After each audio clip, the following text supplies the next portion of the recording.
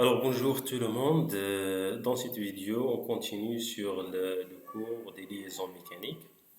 Alors dans cette vidéo, on va corriger ensemble un TD sur les liaisons mécaniques. Bien sûr, la vidéo précédente, elle est enregistrée dans notre site web www.sipourtous.com. Donc, je vais vous montrer maintenant notre petit dé. Alors, notre exercice est le suivant. Alors, on va étudier un étau de plombier. On va discuter, on va faire une description de notre système et de notre dessin d'ensemble. Les composants, bien les pièces qui constituent notre système, le fonctionnement. Puis, on va parler des classes d'équivalence d'un mécanisme. Alors, notre système est un étau de plombier. Alors, sa fonction générale, c'est quoi? C'est d'immobiliser les tubes. Ça permet d'immobiliser les tubes. Voilà, c'est la fonction de notre étau de plombier. C'est-à-dire au début, tube non immobilisé. Après l'utilisation de ce mécanisme, de ce système, alors on obtient un tube immobilisé. Alors on le fixe afin, par exemple, de couper ou bien de tarauder ou bien de fileter, ajouter un filetage, etc. Alors pour le fonctionnement, alors le tube acéré est placé entre le socle 1 et le mort mobile 3. Socle 1. Le socle 1, c'est cette pièce-là. Et le mort mobile, c'est cette place. Donc on place notre tube entre les deux pièces. Alors dans le dessin d'ensemble, alors le tube, alors je vais mettre une couleur. Alors le tube, elle est là. C'est ça le tube à immobiliser ou bien à fixer. Voilà, c'est le tube. Ensuite, les pièces, la première pièce ou bien le mort mobile. Ça, le mort mobile. Voilà. Alors, c'est ça le mort mobile. Et le mort fixe ou bien le socle. Le socle est la pièce 1. C'est ça le socle. Le socle, voilà, qui permet de serrer ou bien de fixer le tube. Voilà, entre les deux. Alors, comment ça se fait? C'est-à-dire comment fixer ou bien serrer la tube. Alors, la rotation de la vis 4 par l'intermédiaire du levier 6 permet la translation de mort mobile 3 qui est guidée par les tirants 5 jusqu'à la fixation de la tube. Alors, la rotation de la vis, c'est là, c'est la vis, via la pièce 6, alors, permet de pousser la pièce, la pièce 8, c'est la pièce 8, le mort mobile, sur la tube ou bien vers le bas. Voilà.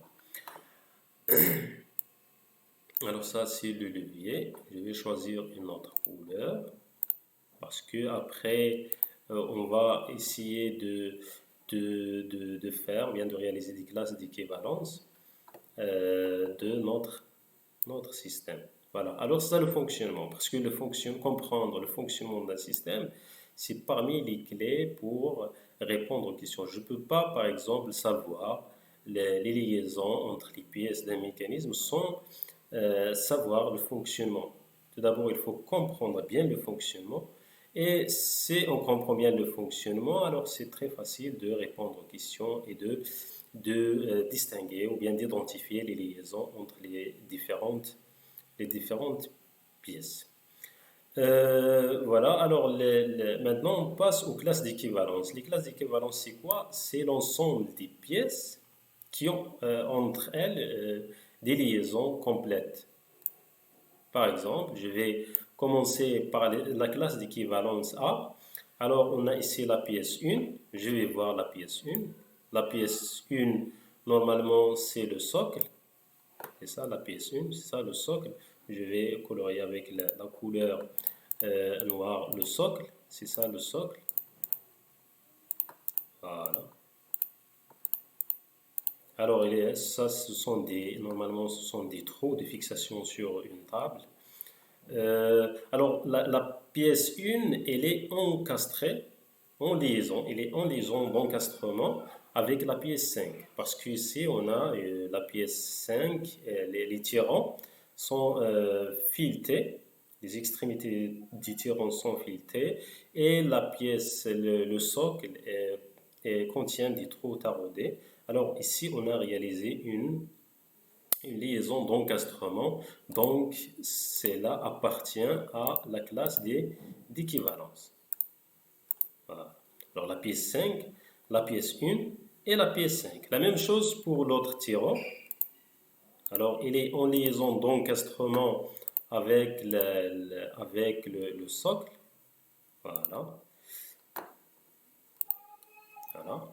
La troisième pièce, c'est la pièce 2. C'est la pièce 2, c'est le traverse.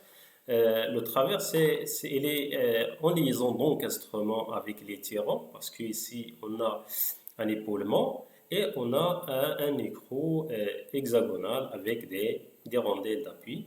Donc, ça aussi constitue la classe d'équivalence A. Voilà. La même chose pour les écrous. Les écrous et les rondelles. Les rondelles, c'est la pièce 10. Alors, ce qui est l'ensemble des pièces que j'ai coloriées avec la couleur jaune constitue une classe d'équivalence parce que entre toutes ces pièces, il y a des liaisons d'encastrement. Donc, je vais écrire, normalement, je vais écrire ici. La classe A, elle est constituée de